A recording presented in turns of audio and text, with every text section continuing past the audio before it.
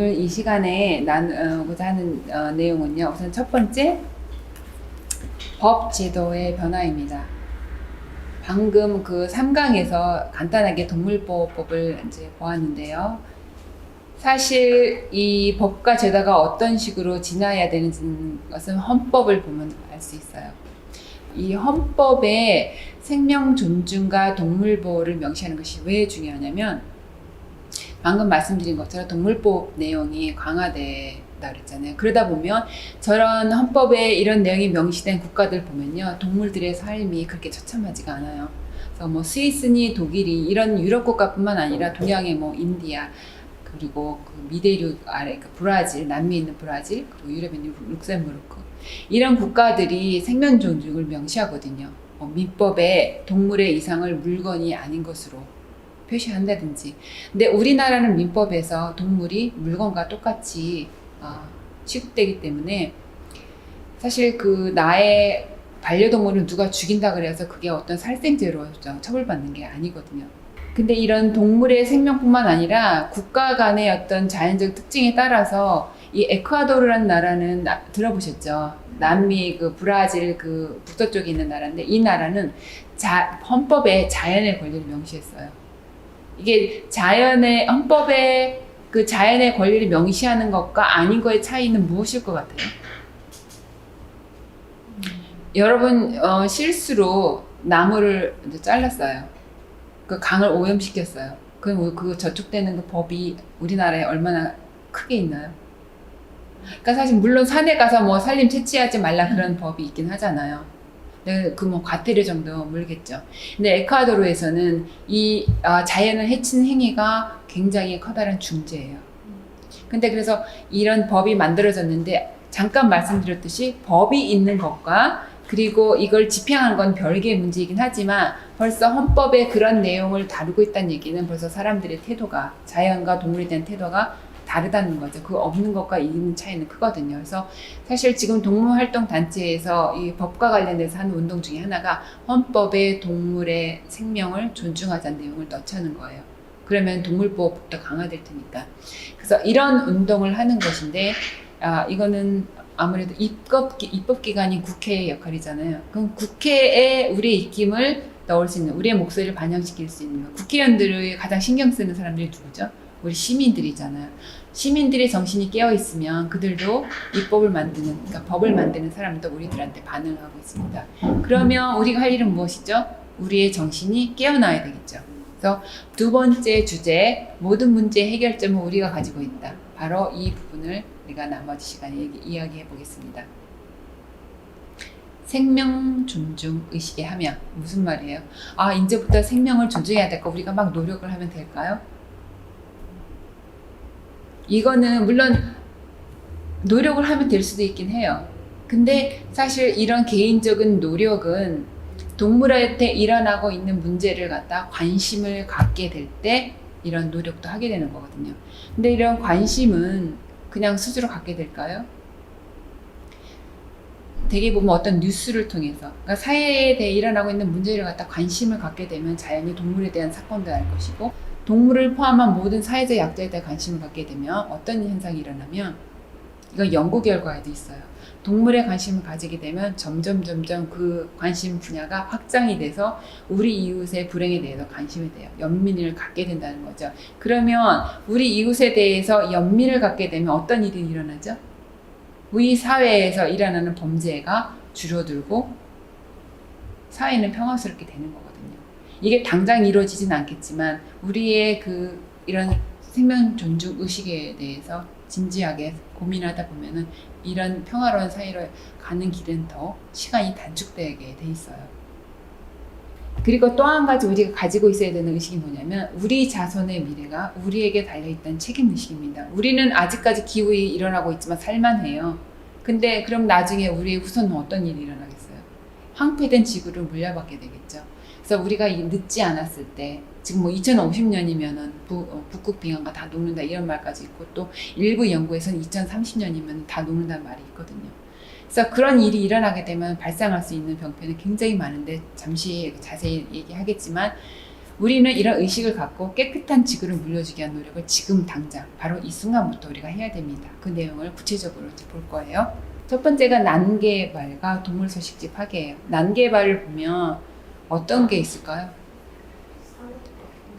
지금 외국과 치면 사실 뭐 집을 하나 지으면 100년은 기본이에요. 제가 그 전에 이제 캐나다에 잠시 살았는데 제가 살던 집이 100년 전에 그 시장에 살던 집이었어요. 근데도 아직도 튼튼하거든요. 그러니까 이거를 뭐 재개발한다는 생각은 아예 개념이 없어요. 이게 이제 무너지지 않는 이상 이제 계속 그 집에 살겠죠. 근데 우리는 웬만하면 20, 30년 된 아파트 새로 짓고, 근데 문제는 사실 오래된 그 정도 된 건물 보면 사실 여기저기 문제가 많긴 하지만 처음에 질 때부터 온갖 성의와 좋은 재료를 짓지 않고 빨랑빨랑 어떻게 단시간 내에 건물을 짓자고 하니까 이런 난개발도 일어나고, 그리고 우리 많은 사람들의 특징이긴 한데 뭐 새로운 곳에 자꾸 뭔가 새로 나온 기계에 관심 있고 새로운 집에 이사 가고 싶고 시설이 잘 된 집으로 가고 싶고 이런 것 때문에 그 잠시의 그 편리함, 새로움에 대한 관심 때문에 이런 개발이 사방에서 일어나고 있습니다. 그리고 동물 서식지를 파괴함으로써 우리가 가지고 있는 병폐는 아까 두 번째 강의에서 소개를 했었죠. 두 번째, 공장식 축산 역시 농장 동물을 얘기하면서 얘기했습니다. 얼마나 많은 환경이 동물들이 배출하는 분뇨와 그 다음에 방귀와 트림과 그리고 이 생산 과정에서 그리고 운송 과정에서 발생하는 온갖 그 자원의 사용, 그럼으로써 발생하는 이러한 배출 쓰레기, 이것이 환경을 망치고 있습니다. 그것의 주체가 다 누구였죠? 동물이 아니었지 않습니까? 우리 인간이었습니다. 그래서 인간은 이렇게 인간과 동물을 착취하고 황폐하게 만듭니다. 또 우리 그 일회용품, 지금 당장 여러분도 지금 사용하고 있는 게 뭐예요? 지금 이 마스크가 너무나도 많이 버려서 어떤 문제가 발생하냐면요.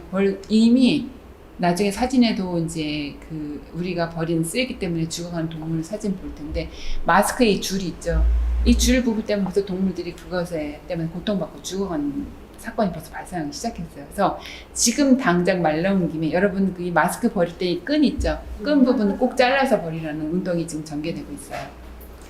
그리고 잉여 생산품과 소비, 이게 무슨 얘기냐면 여러분이 일상생활에서 먹고 남신 음식이라든지 물건들 그리고 의복들도 많이 버리잖아요. 근데 더 심각한 문제는 그 세계에서 생산하고 있는 곡식 있죠. 그 생산량의 3분의 1이 버려지고 있어요. 우리 손에 오기 전에 이미 버려지고 있어요. 그러니까 생산한다 그래서 그게 다 소비되는 게 아니거든요. 그리고 또 우리가 이 사들이는 음식이라든지 옷이라든지 뭐 각종 생활용품을 보면 여러분이 끝까지 완전히 이게 없어질 때까지 쓰진 않죠. 그러니까 뭐 해지기도 했지만 뭐 새로운 상품이 나오니까 그거에 대해서 써보고 싶은 마음에, 전화기도 지금 보면은 계속 뭐 2년 되면 다 계속 새로운 거 쓰고 싶고 이런 게 있잖아요. 그러니까 거기서 버려지는 그 플라스틱, 그 쓰레기, 생활 쓰레기, 얼마나 많은 쓰레기를 우리가 만들고 버려지고 그 처리를 제대로 못하고 있지 않습니까? 그런 문제가 발생하니까 환경이 또 파괴되고. 근데 이런 모든 문제들이요, 이제 차차 보고 이제까지 봐오기도 했지만 우리 인간의 활동이 환경하고 무관하진 않죠. 동물의 삶하고 무관되지 않죠. 전부 다 인간이 관련되어 있습니다. 그래서 이 세 가지 영역에서 인간과 환경과 이 동물의 영역에서 어느 한 부분이 망가지면요, 도미노처럼 다 무너집니다. 근데 이 중에 어느 한 영역이라도 살리려고 애를 쓰다 보면은 그 좋은 영향이 다른 영역에도 번지거든요. 그래서 결국은 인간과 환경과 동물이 같이 잘 살 수 있는 그런 미래를 만들 수가 있어요. 그래서 이 사진을 보시면요, 우리가 버린 플라스틱으로 인해서 이게 사실 토양을 오염시키고 일반 하천을 오염시키기도 하지만 이게 결국은 어디를 다 모이냐면 바다로 모이거든요. 그래서 수많은 해양 생물이 이것 때문에 고통받고 사실 죽어갑니다. 이 사진들 중에 첫 번째 보면 중간에 그 빨간 화살표로 되어 있는 부분 보시면 이 물고기가 지금 비닐봉투를 먹으려고 그래요. 저게 왜 비닐봉투를 왜 먹지? 여러분 얘기 많이 들어보셨을 거예요.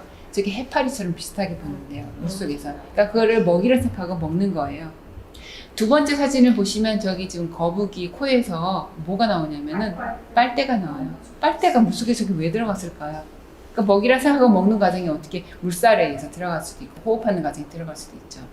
세 번째 과정은 사실 그 사진은 정말 끔찍한데 저게 뭐냐면 어미가 어미새가 이제는 바다에 이제 가서 이제 먹이를 채취해서 이제 그대로 토해서 이제 새끼 새한테 주겠죠. 저게 토해낸 것이 플라스틱이에요. 물병 그 뚜껑일 수도 있고.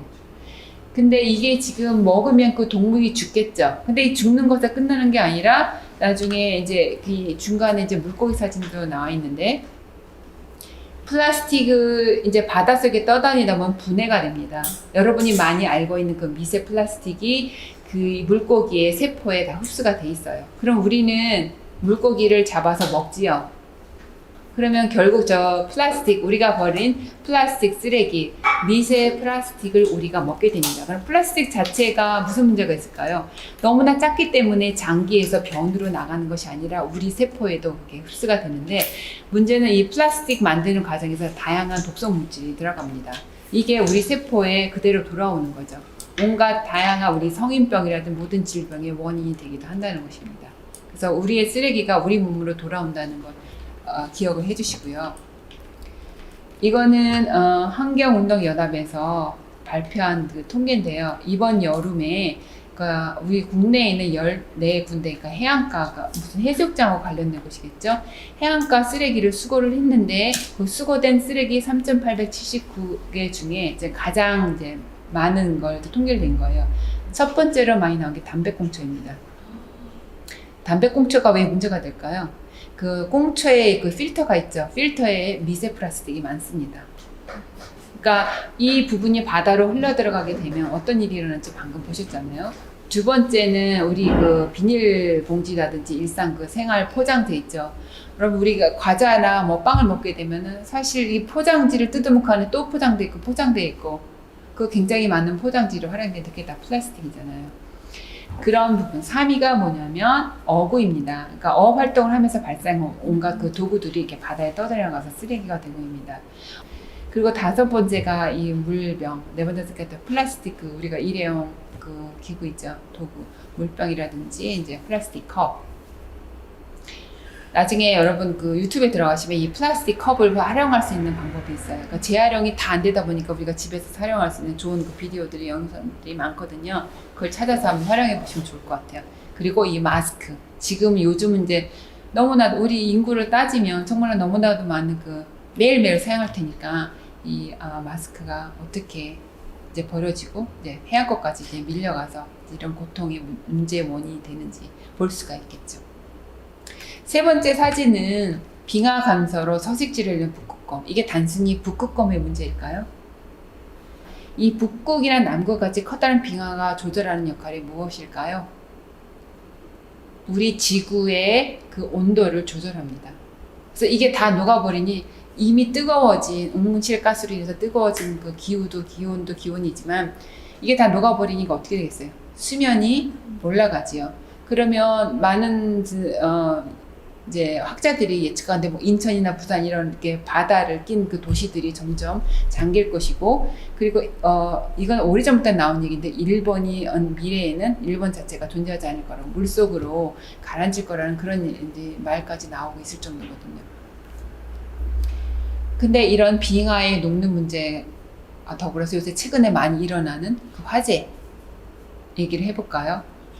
지금 캘리포니아에서도 지금 화재가 발생했는데 인간의 우리가 이제 주민이 폭죽을 통해서 이제 화재 발생했다 하잖아요. 근데 그게 얼른 안 꺼지는 이유가 기후가 일단 기온이 너무너무 높아서 화재가 계속 발생하고 그러니까 화재 그 방지 작업이 힘든 겁니다. 근데 이 시베리아 화재 얘기 들어보셨죠? 지금 아직도 이게 안 꺼지고 있는데 이게 지금 당장 우리가 영향을 받고 있어요. 그래서 이 시베리아 화재의 우선 원인을 보자면 지구 온난화하고 당연히 관련돼 있겠죠. 기온이 급속도로 상승하니까.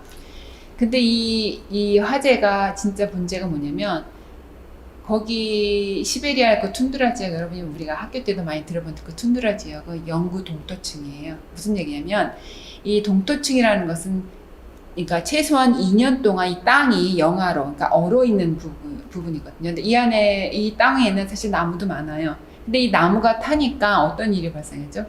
이산화탄소, 온실가스의 그 주범 중에 하나, 이산화탄소가 끝없이 발생할 거잖아요. 숲이 타버리니까 이산화탄소 자체도 흡수를 못하고, 그리고 이산화 타면서 이 탄소도 나올 것이고. 근데 이 문제뿐만 아니라 대기 문제뿐만 아니라 이 동토층이 붕괴되면 어떤 일이 발생하냐면 여러분 이렇게 땅이 녹으면 그 밑에 그 파묻혀 있던 수백만 년 동안 묻혀 있던 옛날 시대에 살았던 동물들 있죠. 사체가 그동안 얼어 있다가 이게 녹아요. 그럼 녹으면 어떤 일이 발생하냐면 첫째, 메탄가스 발생하겠죠. 이게 땅이 얼어 있지 않으니까 이게 점점 동토층이 얇아지면서 지상으로 이 메탄가스가 나옵니다. 온실가스 늘어나겠죠. 또 하나는 우리가 알 수 없는 병형, 그 사체에서 나오는 균이나 바이러스가 나올 수가 있어요. 실제로 이 사건이 일어났거든요. 얼마 전에 시베리아에서 이 탄저균이, 그러니까 그 사체가 어떤 게냐, 술록 있죠.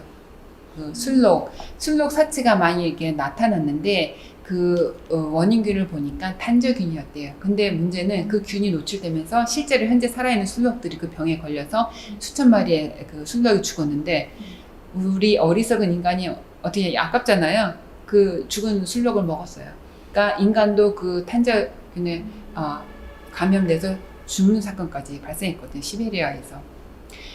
이런 사건들을 통해서 정말 이 동토가 붕괴된다는 것이 얼마나 큰 문제라는 거, 지구온난화가 얼마나 큰 문제라는 것을 우리가 인식하게 될 겁니다.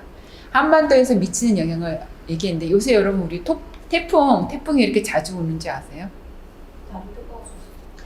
날이 뜨거워져서 사실 이상 기온이 되긴 하는데 이상 기온이 있다 보니까 뭐 여러분 일기예보 보면 북태평양 뭐 고기야 뭐 저기야 이런 잘 알아듣지 못하는 그런 내용이 나오긴 하지만 중요한 거는 태풍을 만들어내는 그 빈도수도 증가되고 이렇게 올라올 때 원래 우리나라를 주로 사실 기압에 따르면 비껴가야 된대요. 주로 일본 쪽으로 가는데 뭐 이 시베리아 이 화재로 인해서 기압의 변형이 생기니까 이게 자꾸 우리나라 쪽으로 오는 거예요. 태풍이. 근데 앞으로 이것 때문에 태풍도 이제 오는 빈도수도 늘어날 거고 그리고 비가 올 때도 갑자기 폭우로 단시간 내에 폭우가 오고 그리고 이번에 여러분 그 장마 기간도 굉장히 장기간이고 좀 늦어졌잖아요. 8월이면 사실 비가 안 와야 되는데 비가 많이 이렇게 오고 이런 현상이 전부 우리 인간의 활동으로 인해서 발생하는 것입니다.